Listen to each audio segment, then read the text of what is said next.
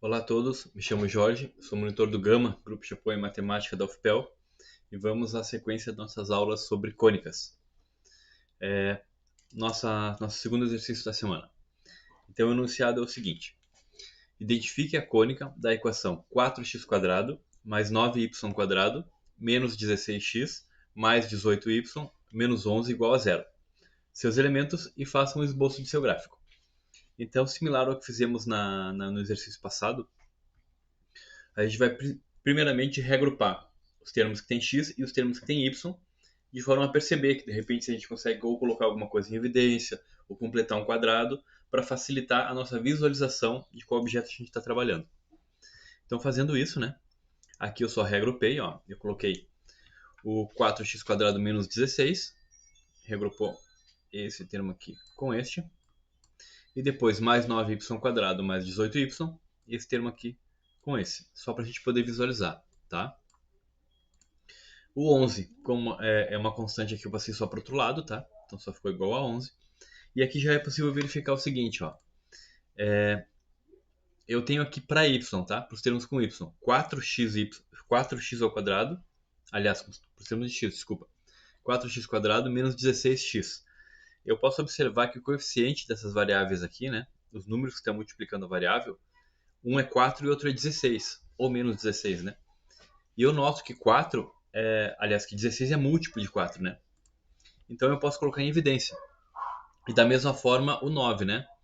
Eu tenho aqui para os termos de y, eu tenho o coeficiente 9 e o coeficiente 18. E eu noto que 18 também é múltiplo de 9, né? Aqui. Então também é múltiplo. Então de certa forma eu posso colocar ele em evidência, certo? Fazendo isso, ó, eu tenho esses dois termos aqui colocados em evidência. Ou seja, se eu fizer 4 que multiplica esses dois termos aqui de dentro, eu vou obter isso aqui. E se eu fizer 9 que multiplica esses dois termos aqui de dentro, eu vou obter isso aqui, certo? Então só facilitei nossa vida ali de uma certa forma. Daí agora eu posso observar que aqui dentro do parênteses eu tenho x² menos 4x. Isso eu posso completar o quadrado dele, né? E aqui também, tenho y² mais 2y. Ou seja, aqui eu posso perceber que o segundo termo aqui, o primeiro termo seria o x, e o segundo termo do quadrado da diferença seria o 2, né? E aqui seria o quadrado da soma, né? E o primeiro termo seria o y, e o segundo termo 1, certo? Visualizando assim, ó, a gente vai completar os quadrados. Esse 4 continua aqui em evidência, ó. Este 4 continua em evidência. Completando o quadrado para x menos 2, eu teria que adicionar 4 aqui dentro desse quadrado. Então, eu subtraio 4. E para o 9, eu teria que adicionar 1 ao quadrado, né? Visto que aqui eu tenho o primeiro termo ao quadrado, mais duas vezes o primeiro termo vezes o segundo, que é 1. Falta eu adicionar 1 ao quadrado. Então, quando eu adiciono 1 ao quadrado para completar isso aqui, eu subtraio 1 ao quadrado para fora. Ou seja, eu subtraio 1 vezes 1, que é 1, certo? Uma vez completados esses quadrados aqui, a gente vai abrir esses colchetes aqui e vai ficar com 4 que multiplica esse todo termo aqui para x, tá? E menos 16 aqui do lado de fora, tá? Lembrando, né? Por que menos 16 aqui será menos 4?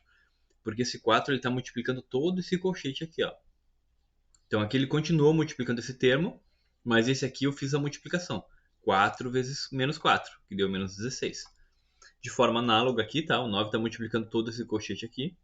Então aqui ele continua multiplicando, não mudou nada, mas aqui o menos 1 sim. Eu fiz essa multiplicação, eu já efetuei ela. Então ele vira menos 9. 9 vezes menos 1, menos 9. Certo? Agora o que eu faço? Para facilitar nossa maneira de visualizar, eu vou pegar esses coeficientes aqui e vou colocar eles junto com o 11, tá? Então vai ficar assim. Colocando eles para o outro lado, eu vou ficar com 4, que multiplica o quadrado da diferença de x menos 2, mais 9, que multiplica o quadrado da soma de y mais 1, tá? Igual a 11 mais 16 mais 9. E isso vai dar toda essa expressão igual a 36. Aqui a gente precisa lembrar que as equações das cônicas a gente costuma colocar com da elipse e da hipérbole. A gente costuma colocar ela é igual a 1, sempre igual a 1. Então são termos, agrupamento de termos igual a 1. Então a gente não pode ter igual a 36. Então, nesse caso aqui, o que a gente vai fazer? Aí vai dividir toda a expressão, tanto esse lado aqui, quanto esse lado aqui, por 36. Por quê? Porque quando eu fizer isso, este termo aqui, que é o do lado direito aqui nesse caso, vai ficar 1. Pronto, aí a gente vai ter uma coisa mais próxima da equação da cônica. Então, seguindo aqui, se eu dividir tudo por 36, eu vou ficar com x menos 2, isso tudo ao quadrado, dividido por 9, mais y mais 1, tudo ao quadrado, dividido por 4. Aqui notem, por que eu botei 3 ao quadrado e 2 ao quadrado? Porque aqui a gente já vai identificar na nossa cônica qual que ela é e qual que são esses termos. Só que olha só, quando eu divido aqui por 36, esse termo aqui, eu vou ficar com 4/36. E isso é a mesma coisa que 1/9, que está aqui, 1/9. Só que eu peguei o 9 de baixo lá do denominador e reescrevi ele como 3 ao quadrado. Porque 3 ao quadrado é 9, né? Isso para facilitar a nossa resolução. Então aqui já é possível observar, ó, que essa nossa equação é a equação de uma elipse, certo? Por quê? Porque a gente tem os dois termos ao quadrado se somando, ó, tá? Então isso aqui é característica de uma elipse, tá? Se fosse aqui o sinal de subtração, seria uma hipérbole, tá?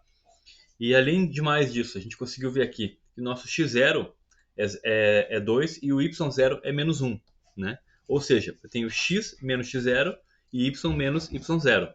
E nesse caso aqui, o nosso x0 sendo 2 e o y0 sendo menos 1, quer dizer que toda a nossa elipse ela está deslocada 2 unidades aqui para x, né?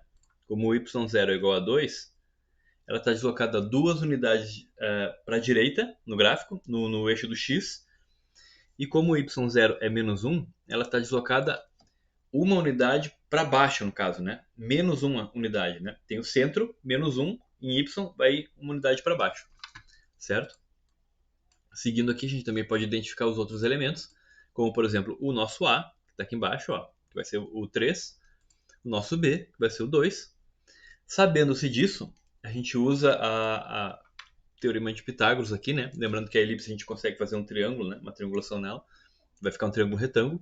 E através dessas propriedades a gente consegue ver que o a ao quadrado vai ser igual a b ao quadrado mais c ao quadrado.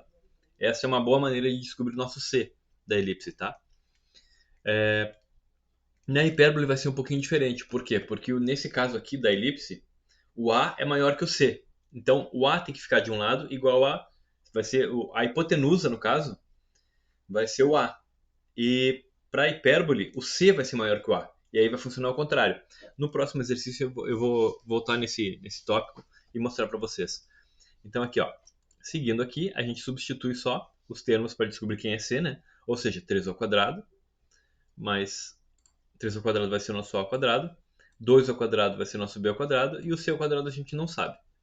Seguindo os cálculos, a gente vai ter que 9 é igual a 4 mais c quadrado. Isolando o c quadrado, né, só passei o 4 para lá e troquei os lados aqui, não mudou nada. Eu tenho que c quadrado vai ser igual a 9 menos 4, ou c quadrado igual a 5. Isso é, de uma certa forma, equivalente a dizer que o nosso c vai ser igual a raiz de 5. Tá? Aqui, o nosso c ele é como se fosse um tamanho, certo? Então aqui, eu estou desconsiderando quando eu tenho, por exemplo, aqui o certo, correto matematicamente mesmo, seria o c ficar mais ou menos raiz de 5. Mas como a gente está lidando com distâncias aqui, para nós não vai fazer muito sentido a gente ter uma distância dita como menos 5, certo? Um tamanho menos 5, certo? Então a gente considera só a raiz positiva, tá? Seguindo aqui, agora que a gente tem todos os elementos, né? Ou seja, a gente já identificou a equação da nossa elipse, identificamos o x0, que é o deslocamento do centro dela em x, o y0, que é o deslocamento dela do centro em y, o a, o b e o c. Então agora a gente pode descobrir o centro dela, que é dado pelas coordenadas x0 e y0, ou seja, o centro dela é 2 e menos 1, que também é possível verificar direto aqui, ó. Vai ser x menos x0, ou seja, o x0 vai ser esse aqui, e y menos y0, como é menos 1, vai ficar mais 1 aqui, né? Tá ali os termos daqui que a gente tirou isso aqui, certo? Então o centro dela é coordenadas 2 e menos 1. Depois eu tenho o A1 dela, né? Que seria x0 menos a e y0. Então substituindo ali só, substituindo os valores, vai ficar menos 1 e menos 1. E o A2 vai ser x0 mais a e y0, nesse caso, né? Então aqui vai ficar 2 mais 3 e menos 1, ou seja, 5 e menos 1.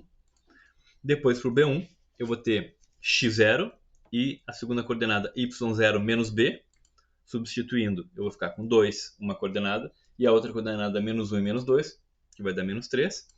E para B2, x0, primeira coordenada, e a segunda coordenada y0 mais b, ou seja, 2 a primeira coordenada, e a segunda coordenada menos 1 mais 2, ou 1, certo? Depois eu tenho os focos, aqui o foco 1 seria o F1, vai ser, esses aqui são os eixos, tá? Os eixos em A, que seria assim, e o eixo em B, que seria assim. Ou seja, as coordenadas dos eixos, o A1 e o A2, e o B1 e B2, tá? E aqui o foco vai ser x0 menos c e y0, substituindo os valores, vai ficar 2 menos raiz de 5, né? Porque x0 é 2, e c é raiz de 5, então 2 menos raiz de 5, e menos 1. E para o F2, x0 mais c e y0, ou seja, vai ficar 2 mais raiz de 5 a primeira coordenada e a segunda menos 1. Uma vez que a gente tem tudo isso aqui, a gente também consegue identificar a excentricidade da cônica. Excentricidade é basicamente o quanto que ela vai se encolher ou se esticar, tá? Quanto que ela vai ser achatada ou ela menos achatada, tá? Digamos que seja, a grosso modo, um nível de achatamento dela. E é dado por esse quociente aqui. A excentricidade dela vai ser dita por C sobre A, que no nosso caso vai ser raiz de 5 sobre 3. Isso é o quanto achatada que ela é. Lembrando que na elipse, a excentricidade sempre vai estar entre 0 e 1. Ela pode até ser 0, pode até ser 1. Se ela for 0, ela vai ser bem achatada. E se ela for 1, ela vai ser uma esfera, o mais próximo possível de uma esfera, né? Porque a gente sabe que a elipse ela não é uma esfera assim, ela é uma coisinha mais achatada, né? Se a excentricidade dela for 1, ela vai ser bem certinho uma esfera assim, né? De raio 1, no caso, né? Então aqui, a excentricidade sempre vai estar entre 0 e 1. Seguindo aqui, agora que a gente tem todos esses dados, o centro, o A1, o A2, o B1, o B2, o F1, o F2, a gente pode simplesmente desenhar ou esboçar o gráfico da nossa cônica. Nesse caso, é uma elipse. Então aqui, colocando os pontos, né? Botei um plano cartesiano aqui de fundo. A gente tem que o nosso centro é de coordenadas 2, menos 1, tá aqui. Depois a gente tem que nosso A1, A2, B1 e B2 estão aqui, ó. Certo? Nas respectivas coordenadas. O A1, menos 1, menos 1. O A2, 5 em x e menos 1 em y, de forma análoga feita para o B1 e para o B2. Ó. O B1 vai ficar em coordenada x2 e em y menos 3, e o B2 em coordenada x igual a 2 e y igual a 1, certo? Os focos aqui também já estão definidos, né? Então vamos colocar eles aqui. Vai ser 2 menos raiz de 5, que dá aproximadamente aqui em x e em y menos 1. E o F2 vai dar mais ou menos aqui, que é 2 mais raiz de 5. É o valor equivalente, né? Se você botar na calculadora fazer 2 mais raiz de 5, vai dar um pouquinho mais que 4. Vai dar isso aqui. E menos 1 em y, né? Uma vez que eu tenho todos esses pontos aqui, já fica mais ou menos fácil eu traçar, como se fosse assim, né? Eu vou fazer bem a grosso modo, o gráfico da nossa elipse, né? Vai ficar alguma coisa mais ou menos assim, certo? Agora eu vou apagar aqui para botar direitinho aqui, para ficar mais bonitinho, certo? Ó, então ela vai ficar dessa forma aqui, certo? Bom, é isso. Espero que tenha ficado claro a maneira que a gente resolveu o exercício.